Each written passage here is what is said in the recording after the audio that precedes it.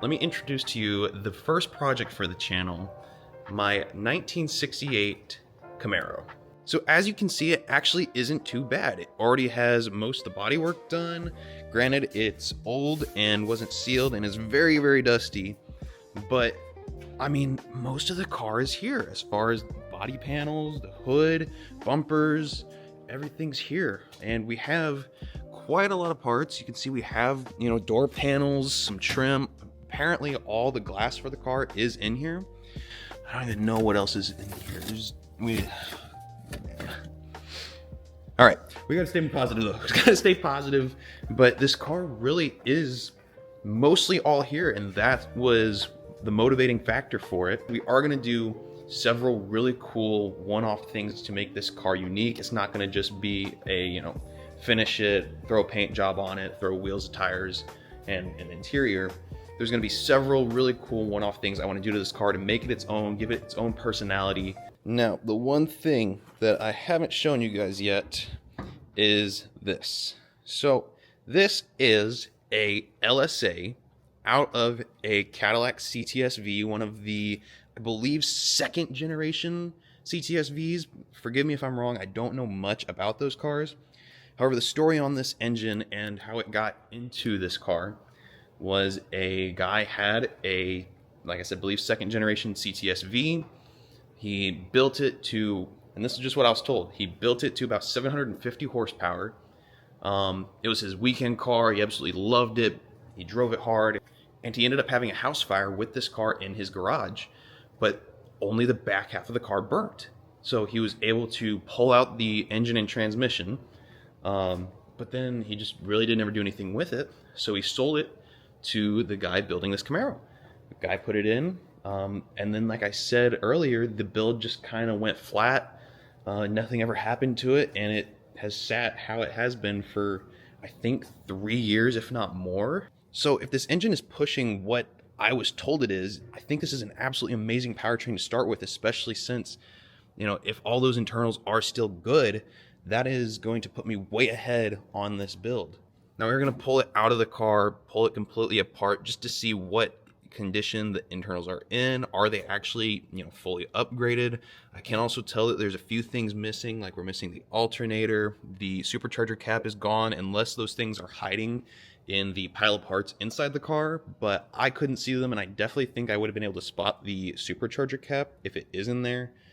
But most of it's here. Like I said, I think especially if it is built like I was told, that this is going to be a really good starting point. We do need to get a new subframe for this car. It is pretty well shot, and I think that by the time I had this blasted and recovered, I think it'd just be easier to get a new subframe rather than putting all that time into it. Big thing with this car too, my vision for it is to keep the obviously semi-modern powertrain in it, but also doing, power brakes, power steering, hydraulic suspension, putting all these more modern driver-friendly parts in the car so I can make this thing something I can truly drive, enjoy, beat on. Not going, full tube, roll cage and stuff like that. I'm going to do a full interior, but a lot of the one-off things I want to do to this car are going to be performance-inspired, race car-inspired modifications that bring performance to the street in a way that you would have seen back when this car was in production in '68, in the early '70s.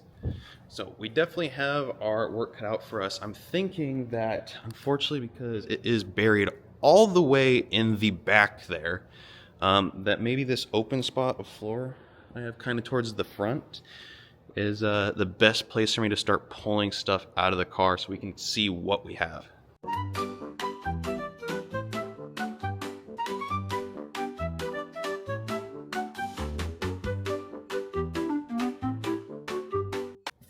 So we've gotten to this point. Ramez finally showed up. Thanks, Ramez. Yeah, no problem. But we can't get the trunk open from the outside, and there's a bunch of parts back there. So we're thinking that the only way that we're gonna be able to get it is emptying the rest of these parts out and trying to squeeze through there, and hopefully we can undo the latch. Oh yeah, we'll make it fit. We'll make it fit. All right, I'm upset. I missed it. I didn't have it on camera, but we got it open. we had to use a key to our toolbox, and Ramez was a trooper and funneled his arm all the way through and was able to hit the release. But I'd already started siphoning from behind the rear seats. There's not much left in here. Looking to try to get to without having to do all that, but I thought that we could just reach to just that, but nah. The only way was hitting that little itty bitty piece with the key. But what else we got back here? What the? I don't know if there's too much really worth keeping here. This looks pretty good though.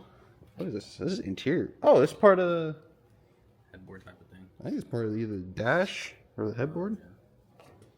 I don't know.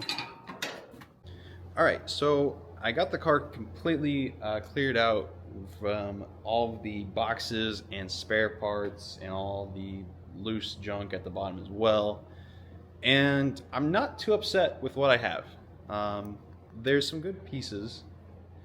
There's quite a bit of the interior.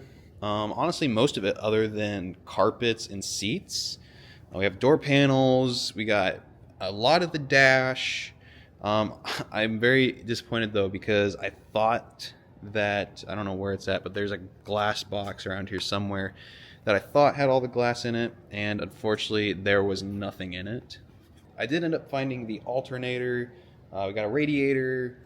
What else do we have around here? It's in this Jegs box. Some mounts.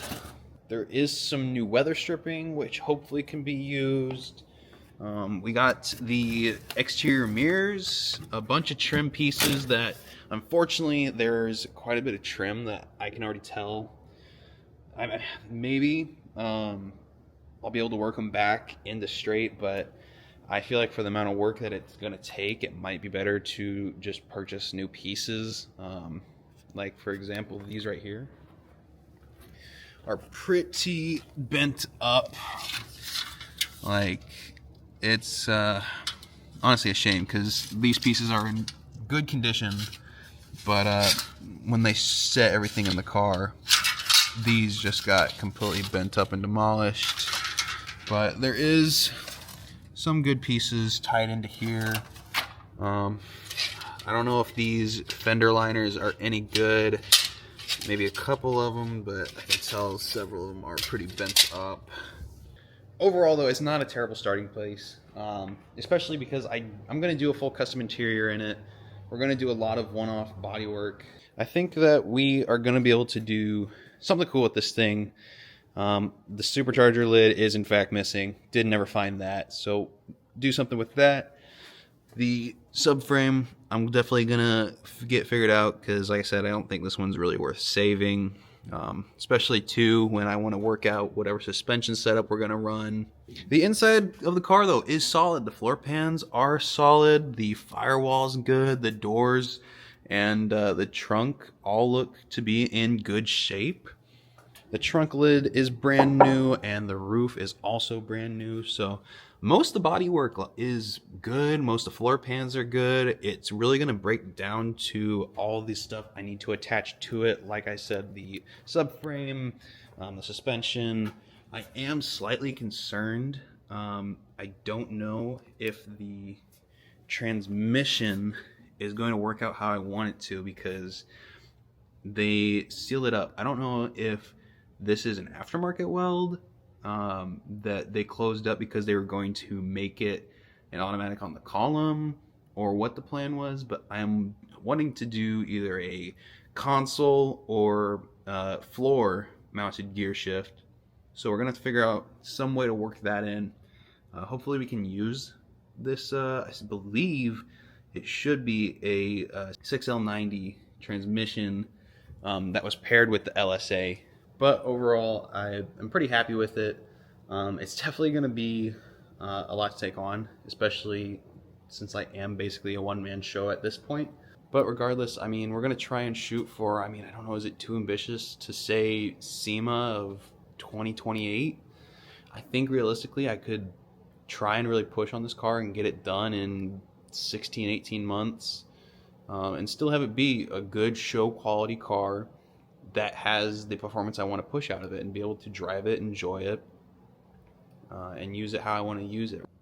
So probably the first thing we're going to get into is, it's probably best to pull this just so I can get a full look and get a full teardown on this engine and transmission. So we're probably going to end up pulling it. Also, since when I do replace that subframe as well, it'll need to be pulled. So we're probably going to pull the engine, start working on the powertrain, and at least the front suspension, if not the whole suspension of the car. We want to get this running basically as soon as possible, just because once I know it's running, I can start figuring out a lot of other things that are going to be based around this powertrain, such as the exhaust setup I want to do on it.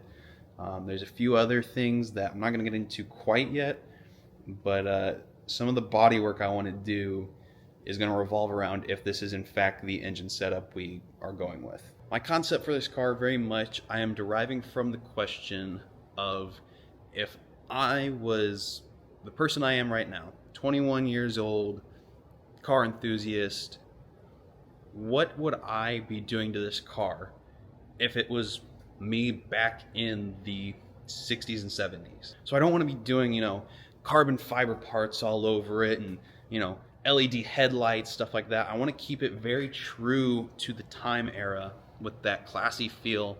The powertrain and, you know, the performance are all going to be modern performance, more so for the reliability and ease of power, but the aesthetic I want to have is very much going to be that classic old school aesthetic, mainly inspired by classic racing, you know, Richard Petty level racing. What were people doing to their street cars because they wanted to do drag racing, street racing? They wanted to have the NASCAR without being able to actually drive it on the street. What were these different things that kids my age were doing to their cars back then? And, you know, I'm sure back then, and it was, you know, like I said, street cars, kids doing it. It was rudimentary level stuff. But how can I take that inspiration, the culture behind old hot rodding, and bring it to a modern build? That basically is what I want to do with this car, is be able to push the power, go to the old heritage and culture of street racing and hot rodding, and bring it back, because I feel like we've kind of gotten away from that culture, and I kind of want to fill and bring that kind of culture and those kind of builds maybe more into the forefront of social media and stuff like that, because I think it's, you know, kind of an old head type of thing that people aren't doing anymore, at least not, you know, on social media. It's not the up-to-date modern car culture. With that being said, though, I want to thank you all very much for watching to the end. You guys are the true supporters if you stayed all the way till now. If you want to see more from the background scenes of this build or the every day-to-day stuff, go follow me on Instagram at Joshua Brez. It'll be linked down in the description. And if you like this content and you want to see more about this build and other future builds, like I said, maybe we need to get silly and build my daily Honda Civic. I have another project that I really want to get squared away to hopefully do this year, kind of in tangent with this one, since this is probably a longer project, but something that I would love to get done, hopefully for SEMA this year. I've been working super hard on a bunch of other projects in the automotive world, but not necessarily car projects. I'm super excited about announcing those hopefully in the next couple of weeks or month. Again, if you want to hear about those first, I always post about stuff like that on my Instagram before I do on here. With all that being said, if you want to continue to watch the build series on this car and all the other things I have going on, subscribe and click the bell notifications so that you do not miss an episode. Leave a like if you enjoyed and you want to continue seeing this series, and leave a comment if you have an idea for the build, or if there's a different build you want to see, or whatever it might be that you want to see out of this channel. I always appreciate the feedback, and I hope you all have a beautiful day.